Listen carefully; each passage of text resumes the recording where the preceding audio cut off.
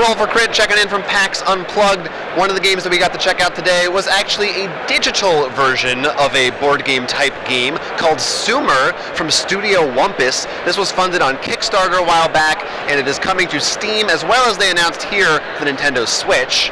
We got to try sort of a shortened demo of it, and basically you're all competing for points. It's a points-getting game. Really? Yeah, it's basically a worker placement, but it's in real time.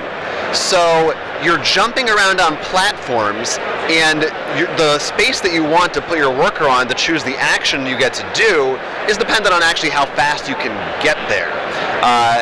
We got to try it out. What did you think? How'd you like it? You're looking forward to this one. Talk about it. Yes, it's very interesting because this is the first game we really played out. It's not just a digital version of a physical board game. It's actually meant to be digital, which is where it comes into play. The first part is racing and jumping like a regular platformer and placing your workers. And the other interesting thing is the bid mechanic.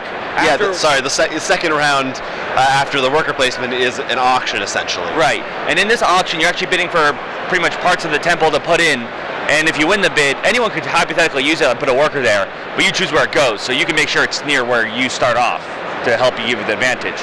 But the way the bidding works is it's sort of a sliding scale everyone has, and there's a timer.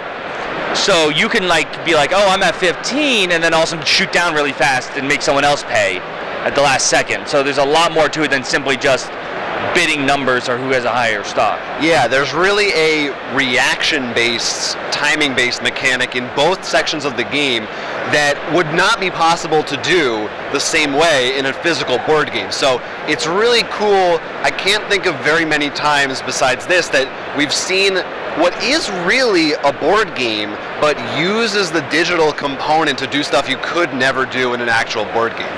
The art style is fun. It's very simple. It looks like this,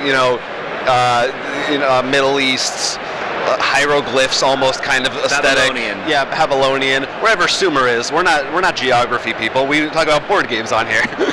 Go look it up. So that's cool. Also a cool theme that's feels very much like a theme a Euro game would have, but not specifically one that I can think of we've seen before. Well, Tigris and Euphrates. But yeah, it's definitely unrelated compared to because the whole game is praying to the god, name I'm blanking, because it's one of those ones you won't know here as much. Like if you say Thor or Ra, everyone's probably at this point knows generally where they're from. But this is one that, while it has been used, like I said, Tigris and Euphrates, it is one that I think hasn't been utilized to its fullest yet. So nice to see that, and as you said, pulling mechanics from both video games and board games and really weaving them together in a really interesting and fun way. Very cool. Also, we're big Nintendo Switch fans. I know you were talking about how the fact that this is portable with the Switch, and technically you could put it in tabletop mode on your table. You have Joy-Cons that are small, you can flip them off, easily play with multiple people, just bring it right out of your pocket practically. Yeah, exactly. When I was talking with the creator, I was mentioning how it keeps out also the spirit of a board game, how we have board game nights, then they can be at different places.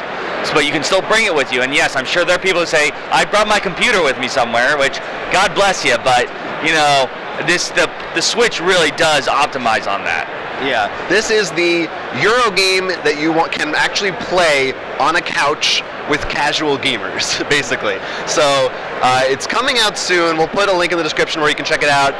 Going to be on Steam again, as well as Switch. Hey there, if you like this video, don't forget to like and subscribe, because we've got much more where that came from. And you can check us out on the web at rollforcrit.com for more board game news from PAX Unplugged and elsewhere.